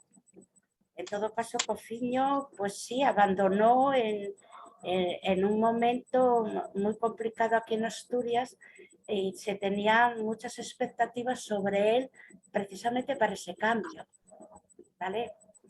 Yo confío que desde Sumar, si algún puesto le queda dentro de la sanidad pública, que él efectivamente sí es una persona que muchísima gente en Asturias, profesionales de la salud, apuestan por él. Una persona muy trabajadora, entrañable, muy humana y a ver si tenemos suerte con Cofiño, que le quede algún cargo en el ministerio, en algún ministerio con respecto a todo eso que él tiene trabajado. A ver, porque lo que tenemos aquí actualmente, evidentemente, seguiremos reivindicando porque no nos queda otra. No tenemos otra herramienta de relevo que la reivindicación tal y cual la conocemos desde memorables siglos pasados. Pero otro cambio, otro modelo, no lo tenemos. El esperar que la gente más joven tome relevo, bueno, yo creo que entonces ahí se hunde definitivamente la sanidad pública y anchas Castillas va a rodar por España. El neoliberalismo dentro de la sanidad, por lo cual yo, Marian, sé que en ese punto quizás no coincidimos exactamente. Yo creo que la movilización social forma parte de la escuela que nosotros la tenemos muy trabajada. Sí. Y es el cambio, es la enseñanza que nos deja, que tenemos que dejar, ¿no? Para que tomen ese relevo de esa enseñanza reivindicativa y no seguir dejándose aplastar por el neoliberalismo. Bueno, os dejo que me enrollo mucho. Si no me cortas, Manuel, yo sigo hablando. No, yo había pedido la palabra. Antes, entonces no te importa, Marian, voy a a comentar alguna cosilla. Tú, Manuel, tú. No, yo quería, bueno, deciros que hay un hilo conductor, ¿no? Lo que decía Nati es el tema de esta, no sé cómo llamarlo, esta moda, este interés por el neoliberalismo, y eso implica, pues nos afecta a los fondos de pensiones privados, a las entidades de previsión social que se están montando, afecta a las residencias y afecta efectivamente a la sanidad pública, porque ya existen, por ejemplo, rebajas fiscales cuando se hacen los seguros médicos privados de forma colectiva, ya hay también rebajas fiscales, hay también desgravaciones. Y ahora, últimamente, los sindicatos mayoritarios, Comisiones Obreras, UGT, la COE, la CEPIME, han firmado un acuerdo por el empleo y tal, en el que dicen que las mutuas con el tiempo van a hacerse cargo de la sanidad, por lo menos en aquellos aspectos de temas de bajas laborales transitorias, ¿no? O sea, las bajas por enfermedad quieren llevar las mutuas. Con lo cual es una forma de ir privatizando, de ir derivando parte de lo público a lo privado. De hecho, ya las mutuas ya llevan una buena parte, el tema de los accidentes laborales y las enfermedades profesionales ya lo llevan de hace tiempo, ¿no? Pero todo esto es porque esto es el negocio, este es el fondos buitre que tienen que estar ahí y tienen que privatizar, y ese es uno de los objetivos que tiene marcado la política en general de este mundo, ¿no? Porque, salvo honrosas excepciones, claro. Pero ¿qué dices que podemos hacer? Pues claro que la movilización social es una parte fundamental, pero los trabajadores y trabajadoras son los que deben llevar el peso de las reivindicaciones y de la lucha, porque es donde realmente se hace fuerza. Y los votos, porque realmente, ¿qué opciones tenemos cuando vamos a votar? ¿Dónde hay un partido político que ponga que no quiere que haya sanidad privada? O sea, sanidad privada con fondos públicos. Yo todavía no lo he visto. Entonces, nos quedamos un poco pues huérfanos de soporte político para decir que voy a votar una cosa que realmente es lo que yo quiero, ¿no? Los sistemas públicos, lo primero, después el que tenga, lo que decía Mariana antes, el que tenga dinero y quiere hacerse una clínica privada y sea la universidad privada de no sé dónde, pues que lo pague con su dinero, pero no con los fondos públicos. Y los servicios públicos, claro, el momento que tú derivas un servicio de sanidad a una cosa privada, ¿quién garantiza, quién controla la calidad de ese servicio? Porque claro, es que los gobiernos pueden estar acogidos, ¿no?, por esos mismos fondos para que no les aplique ningún castigo ni si hacen las cosas mal, como está pasando con las residencias, porque cuando se hacen las inspecciones pues avisan que vamos a ir o pasan por alto un montón de cosas. Y ese es otro tema importante. Bueno, pues yo de momento dejo ahí. Pero bueno, que se sepa que los sindicatos mayoritarios están apoyando las mutuas privadas.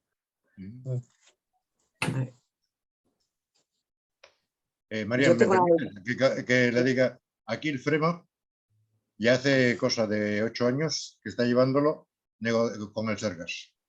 Los 3 primeros días de la baja laboral del médico de cabecera pasa automáticamente al médico del FREMA y tienes que ir cada 15 días o cuando te dan cita a la consulta de este señor. ¿Cómo se entiende eso? No lo sé cómo lo llevan ni cómo lo dejan de llevar, pero es lo que están haciendo el Sergas aquí. Y una IT a los 6 meses te llaman de la Seguridad Social, como le hicieron a Gabriel, para saber cómo te encuentras. Y ahí se ha quedado el cuento. Si tocas un médico como lo tocó él, que parecía que el apellido de Arrimadas lo tenía un poco subido de tono, Por él ya Gabriel tenía que ponerse a trabajar al día siguiente y lo intentó hacer. Y el empresario le dijo, tanto el empresario como el médico de cabecera fueron los primeros que dijeron cómo va esta persona en la condición que está a ponerse en el puesto de trabajo. ¿Qué especialista ha dicho esto? Que está en condiciones, está para darse de alta. O sea, muchas cuestiones, mucho meneo que hay ahí. Volvemos a lo mismo, poder económico. Ya. Deben tener alguna propuesta, poder económico, poder económico. El ser humano parece que somos como las cobayas en los antiguos laboratorios, para hacer pruebas. Ya. Marian. Nati, en absoluto, tenemos coincidencia plena en cuanto a la movilización, faltaba más. Lo único que digo es que eso es algo que en su tiempo fue eficaz, funcionó. La presión de los trabajadores, fundamentalmente trabajadores, fue algo que hizo cambiar desde las relaciones laborales, las relaciones sociales y vamos hasta presiones políticas. Bueno, como se suele decir, empezamos pidiendo derechos y acabamos pidiendo democracia, ¿no? Es decir, que esto estamos hablando de hace 40 años. Es que el mundo ha evolucionado de una manera, nuestros jóvenes, nuestras formas de conducta han variado y prueba evidente es que estamos valorando una situación realmente caótica ahora mismo, aquí no se mueve nada, absolutamente nada. Por eso digo yo que sí que es cierto que las herramientas están ahí y las podemos usar, pero el resultado no es el que era, o sea, no es el mismo. Luego, otra cosa, me vas a permitir una broma y espero que no se enfade nadie. Hablabais de una persona para ocupar un cargo desde, si podía potenciarse desde Sumar, ¿no? Pues con todos mis respetos, si depende de Sumar lo va a conseguir, porque el dedazo de Sumar es impresionante. O sea, que sin problemas. Si de Sumar depende, no hay problema. Que tiene un dedo, vamos, vergonzantemente grande. En cuanto a lo que estabais diciendo, un poco más que añadir. Es decir, es un momento crítico, pero nosotros es que no sé qué más podemos hacer. Pues que hablabais de las residencias. Fijaros, ahora mismo, ¿durante cuántos años las residencias han sido un auténtico negocio? Las residencias, quien estaba en la residencia a nadie le importaba, se suponía que le daban de comer, comía lo que le ponían, todo el mundo estaba contento. Ahora ya valoramos la comida que nos dan. O sea, las horas a las que nos meten en la cama. Yo he trabajado en residencias y siempre tuve una cosa que me crispaba mucho, y es que a las 8 de la noche, en invierno, en verano, con luz, con sol, como fuera, todo el mundo estaba en la cama. ¿Cómo ves? A ver, pues si me da la gana irme a la cama. No, a ver, las normas implicaban que el tema de los tiempos laborales coincidían con eso. Eso ahora mismo lo ponemos en claro juicio. Y valoramos la comida, y valoramos los horarios, y valoramos a los profesionales. Es decir, ponemos el foco en lo que importa. En el caso de la sanidad, somos conscientes de lo maltratados que estamos, o tenemos pasta y nos vamos a pagar la privada, que no es que nos trate el mejor. Os digo, aquí, por ejemplo, en la privada, el famoso laboratorio médico quirúrgico, eso es famoso en todo el País Vasco, hay dos cosas que hay que ser para ser vasco, es ser del Atleti y del IEM. Y eres un vasco burgués de élite, ¿no? Entonces, ahora mismo tiene tiempos de esperas de hasta casi un mes. Eso era impensable, es decir, se ha trasladado a la privada de alguna manera toda esa masa social que la pública no atiende. Si estamos en un momento crítico, la vivienda, la sanidad, o sea, de la educación, aquí os contaría una historia, pero no viene al caso. Las pensiones, es decir, y decimos, vale, nos movilizamos, pues claro, Nati, nos movilizamos y no pasa nada. Por eso digo que en alguna parte está la tecla, pero nosotros no la conocemos, no sabemos. Y sé que es un poco desesperante oírme, pero es que yo le doy vuelta, digo, bueno, acabáis de decirlo. ¿Quién ha ganado? ¿Quién ha ganado las elecciones en este país? ¿O quién ha tenido más votos? Es que tenéis ahí un dato, o sea, que es absolutamente abrumador. Después de un gobierno que, por mal que lo haya hecho, nos ha pasado una pandemia, puso en marcha los ERTES, el ingreso mínimo vital, facilitó todo a la mayor brevedad, la han hecho mal en muchas cosas, pero bueno, por lo menos, pues, bueno, joder, han tenido esa capacidad de resolver como han podido. Y con eso y todo, pierden y ganan una derecha que estaba en contra del salario mínimo, en contra del ingreso mínimo vital, en contra de todo aquello que favorece la vida de la gente, que somos la mayoría, pero oye, van y ganan las elecciones. ¿Tenéis una explicación para eso? Porque yo estoy perpleja. Ya no doy la chapa más, ¿eh? Si alguien la tiene, yo lo agradecería. Vale, Marian. Julián, adelante. Yo sigo, bueno, que me ha quedado en el tintero pues un poco la parte central que quería comentar. Al hilo de lo que estáis diciendo, claro, mira, yo pues, sí, os pasaré luego una propuesta de un tal Juan Gervas. Juan Gervas es, bueno, está jubilado ya, su mujer también, era médico rural, ¿no? Y médico general, no tenía ninguna especialidad. Lo que pasa es que él ha sido un hombre siempre interesado en cuestiones de salud pública e incluso pues, ha dado clase pues, en alguna universidad americana. A ver, este hombre, como, en fin, es una propuesta que al menos habría que ver. Y yo os digo pues lo que hemos comentado otros días. A lo mejor una asignatura pendiente que tenemos es pues, la participación, ¿no? La participación comunitaria. Tú creo que decías alguna vez, Manuel, en lo de, pues no sé si eran los consejos de salud o los consejos. Es decir, la ley de sanidad contempla una cierta participación. Entonces, yo no sé si eso aún está pendiente, hay que desarrollarlo, hay pocas ganas o no, o no te dejan, en fin, son aspectos políticos, ¿no? Pero pues a lo mejor a esos consejos habría que llevar pues propuestas pues, como esta de Juan Gervas. A ver, os puede sonar un poco chocante, pero en 2 palabras. Lo resumo y luego me cortáis cuando sea, si veo que me enrollo. En pocas palabras es que al médico de cabecera se le puede olvidar el oficio machacando. No sé si habéis oído esa expresión. Me explico. Es decir, los médicos están pidiendo más tiempo, que tengan, pues, por tanto, menos pacientes en su cupo, ¿no? Cuanto menos pacientes tengan, pues más tiempo tendrán para atenderlos.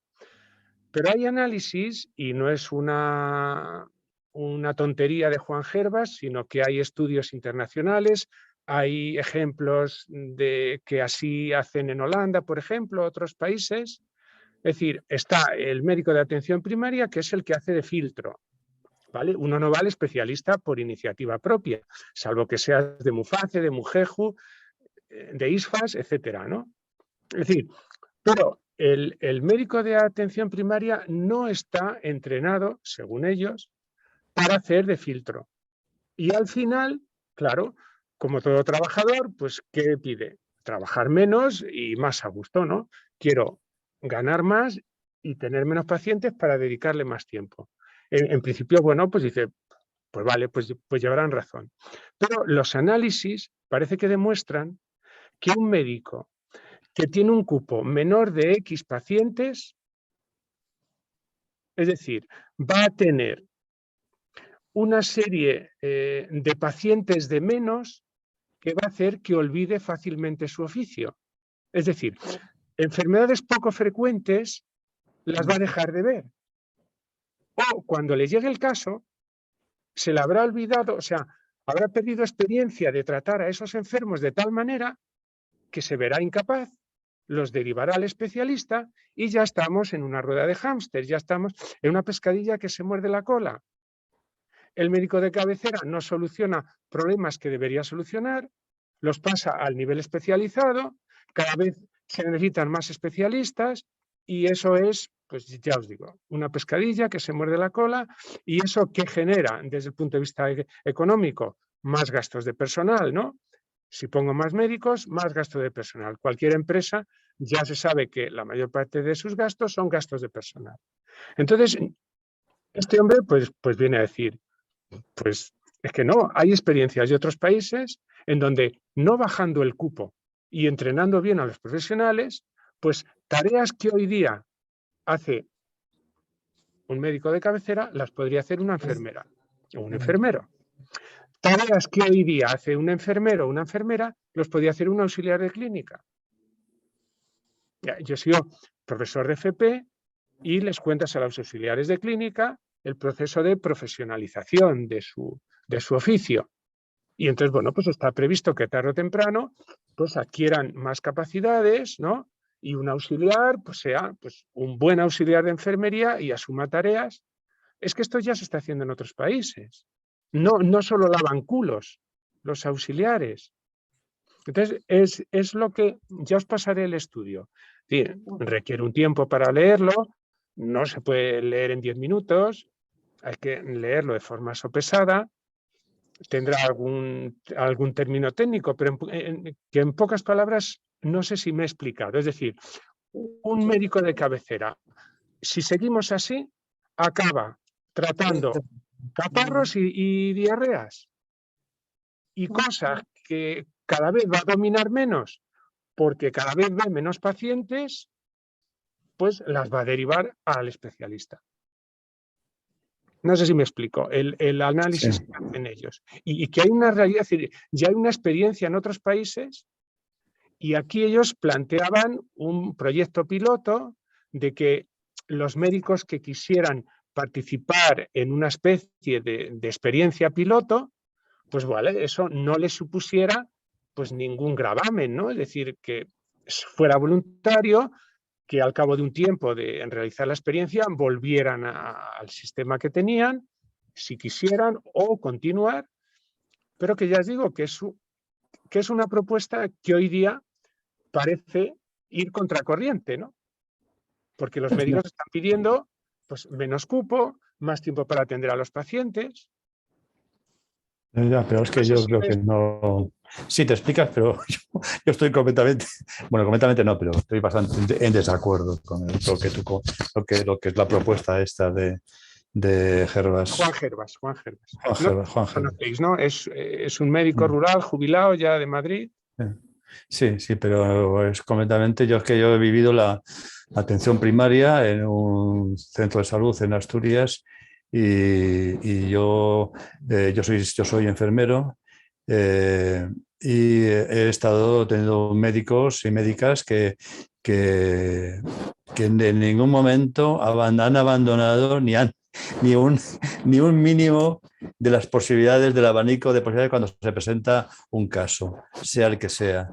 Entonces, no es que decir, no, es más, las personas, yo he tenido la suerte de vivir en un pueblo donde había poca presión en las consultas y se podía dedicar más tiempo a otras muchas cosas, ¿no? Y a ver a las personas con detenimiento y explicar y que te hablen, que te comenten, en fin, todas estas cosas.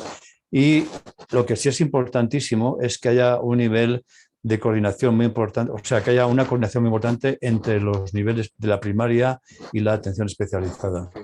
Y ahí está el punto, porque efectivamente hay cosas que necesitas pruebas diagnósticas, necesitas asegurarte sus sospechas por la sintomatología y porque tienes una experiencia y un ojo clínico que puedes ya atisbar por dónde pueden ir las cosas, pero eso tienes que confirmarlo por medios especializados.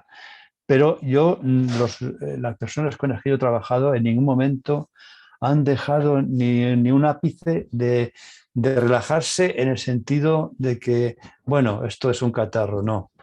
Ojo, hay que auscultar, si hay que persiste, hay que hacer analíticas, en fin, es una serie, yo no lo veo, no lo veo. La enfermería tiene su ámbito de profesional, que es el del cuidado, y ese es nuestro ámbito profesional, el cuidado. Y ahí tenemos diagnósticos de enfermería, tenemos planes de cuidados, etcétera, porque es nuestro ámbito de trabajo. Es decir, una persona puede ser diagnosticada por un médico pues vamos a poner una diarrea, una enterocolitis, lo que sea, y el enfermero, la enfermera diagnostica problemas de hidratación, el cuidado de la hidratación. O sea, que son ámbitos distintos. Hay que trabajar en coordinación. Enfermería, medicina, los niveles de especializada, todo esto en una forma coordinada y amplia y bien comunicado, porque yo sí que he tenido la suerte de poder estar, que ha llegado la tecnología en los últimos años de mi carrera. Yo me jubilé hace 7 años y ya teníamos conexión en banda ancha con nuestro hospital de referencia, era el de Arriondas, en el oriente de Asturias y por tanto teníamos una conexión directa y con consultas incluso teníamos hasta para hacer retinopatías, es decir, dentro de nuestra, o sea, ha habido, por lo menos en Asturias, en atención primaria, una gran capacidad de progreso, de hacer cosas. Bueno, mi experiencia ha sido muy positiva siempre, ¿eh?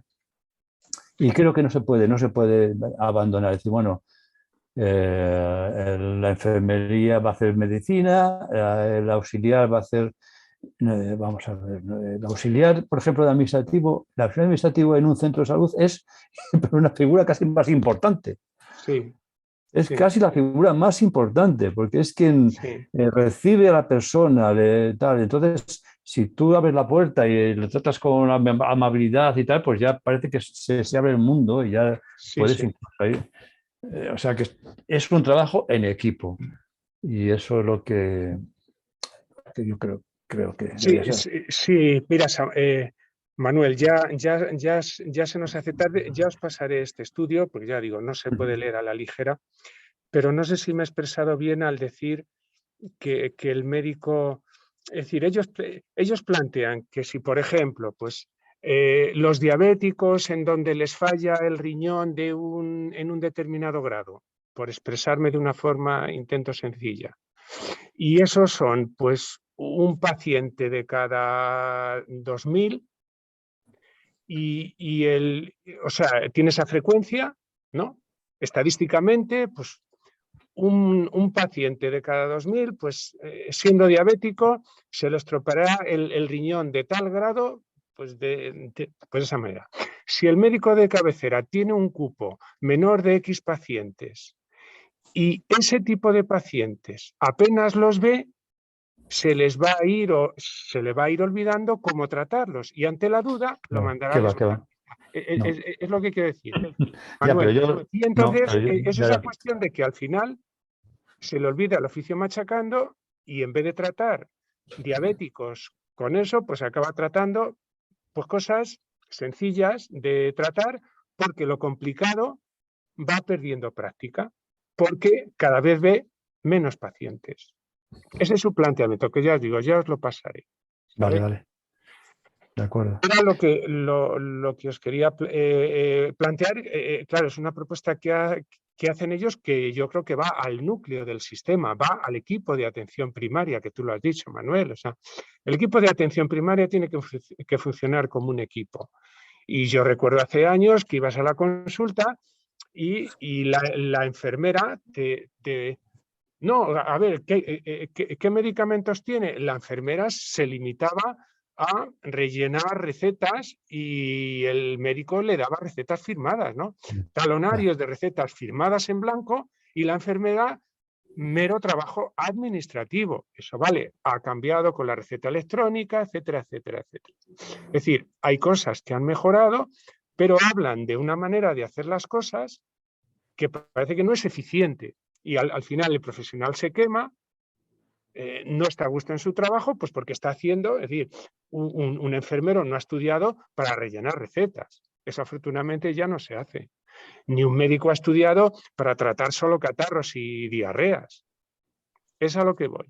Entonces, bueno, yo me parece una propuesta interesante desde ese punto de vista. Es decir, a lo mejor hay que ayudar a que haya una buena formación de los profesionales de atención primaria, que el médico de atención primaria no se forme en un hospital, sino que se forme en un centro de salud, que aprenda el oficio desde el primer día, es decir, trabajando en un centro de salud con un supervisor, pues un senior, una persona mayor a punto de jubilarse, que le transmite... Pero Julián, pero es que la especialidad de médico de familia es un MIR, son 4 o 5 años y rotan por todas las especialidades.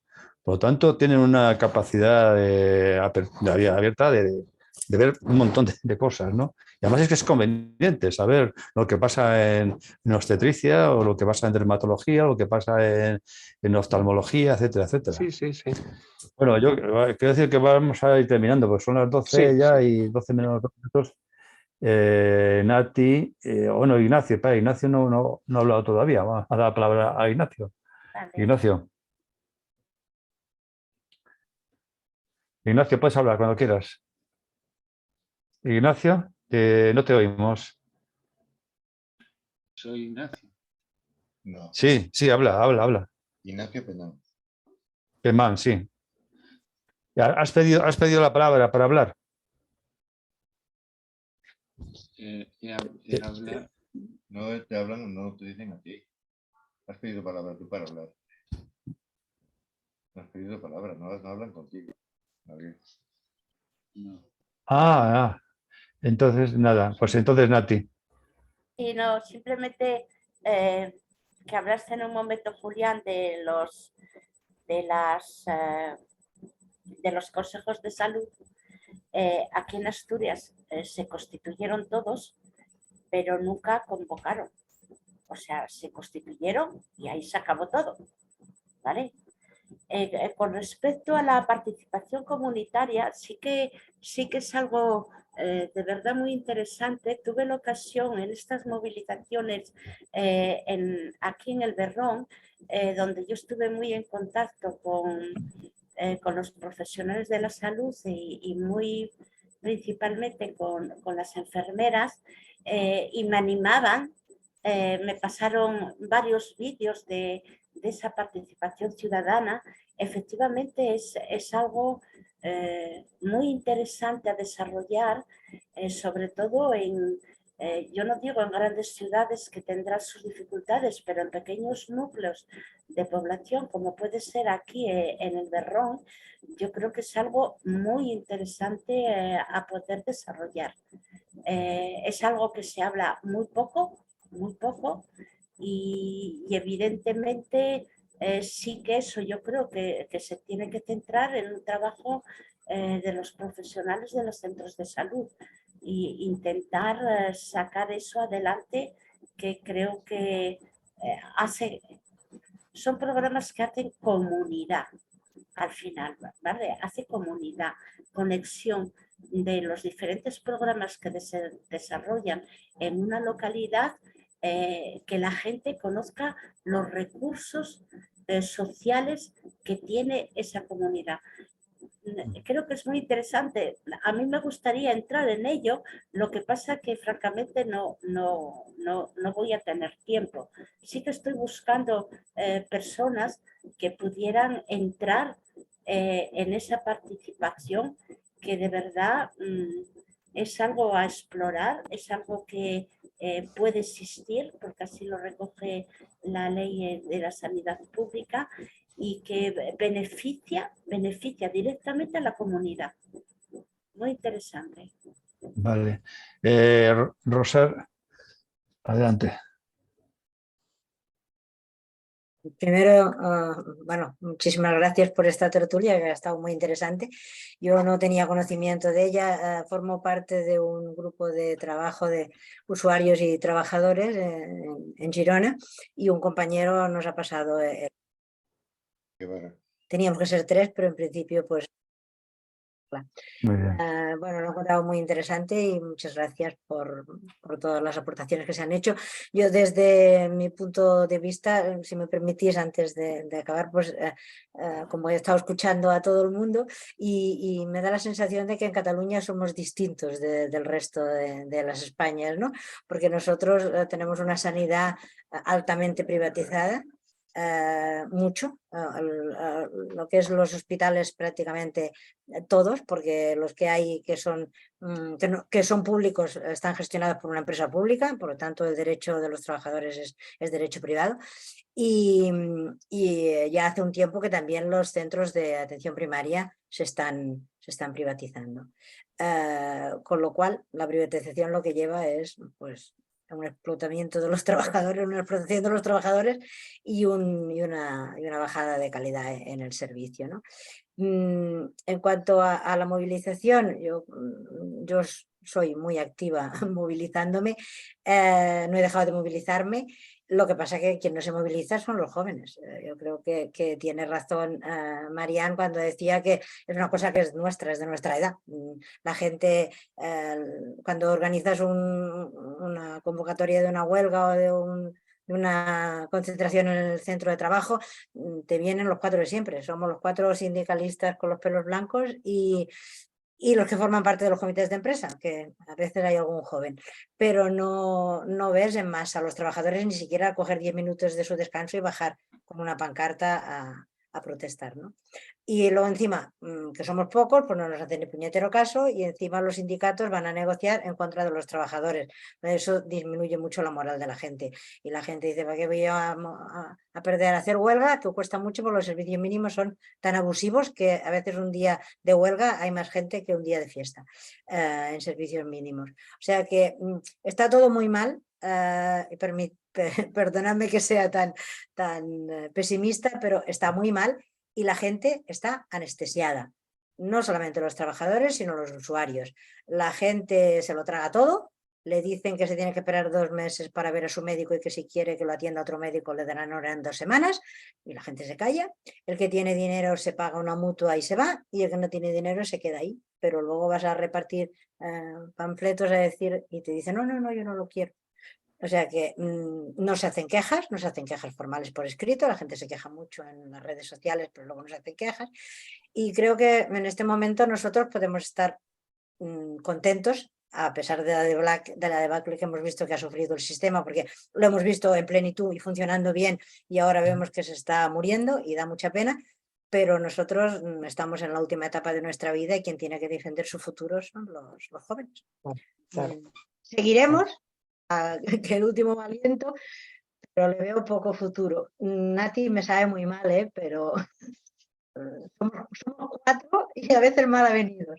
Nati es una clásica, es mítica, claro, que Nati es un ejemplo, pero claro. Nada más, muchas gracias por escucharme y espero que no sea la última vez. Bueno, pues nada, vamos a terminar. Yo tenía preparada una cosilla, pero es que no sé si son 2 minutos. Bueno, pues lo voy a... Venga, a ver. venga. Es que la sanidad es una parte, pero la salud pública es mucho más amplio. Es prevención, es promoción de la salud, es política, o sea, es vivienda, es calidad del agua, calidad del aire, tal. Pero voy a poner esto, que es lo de... A ver si soy capaz de compartir pantalla.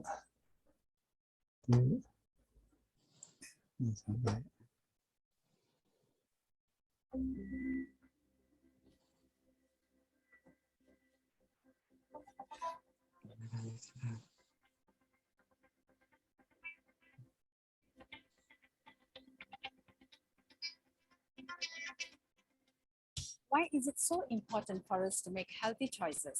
Because by choosing the healthy option, our lives are more rewarding. Our society is stronger. Our economy is more prosperous. And our development more sustainable. But first, people need to be aware of what the healthy options are, so they can make the healthy choice. Because an informed society knows what is needed to make communities healthier. Governments, joined by civil society, can provide people with the advice and healthy option. Making more of the power over by 21st century information and communication technology.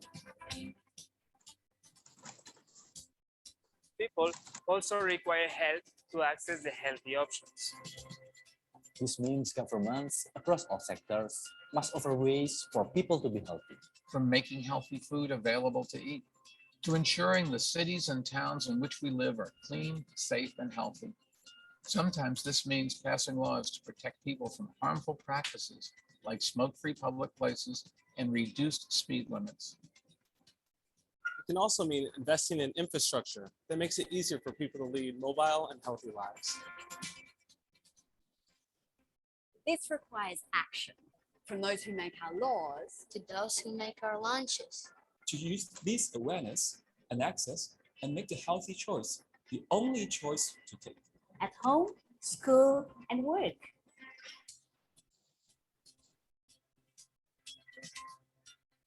When people have awareness, access, and can take action, the healthier options become a reality.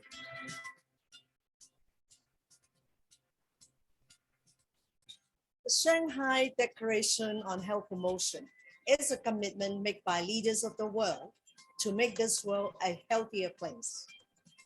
A place where people have the knowledge and the power to choose nutritious food, to breathe clean air, drink clean water, adopt active lifestyles, and live long and healthy lives. A place where societies and economies develop sustainably.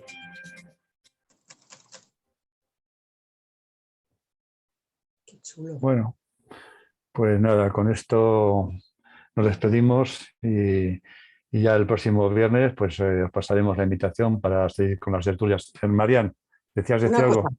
Sí, una cosa. Oye, que hablando del clima, mirad lo que nos regala el PNV, vamos, el PNV, el gobierno, el municipio de Bilbao. En la biblioteca nos dan abanicos, oye, está muy bien pensado, oye, bien diseñados. El PNV, que es que nos quiere y nos cuida mucho. Luego, eso sí, la sanidad y las ambulancias no están, pero abanicos para todo Bilbao. Algo es algo. Que funciona, ¿eh? O sea, pues muchísimas gracias, compañeros. Hombre, por lo menos te los dan. Aquí decían de hacer con un folio, hacer el abanico. A los críos. Lo decían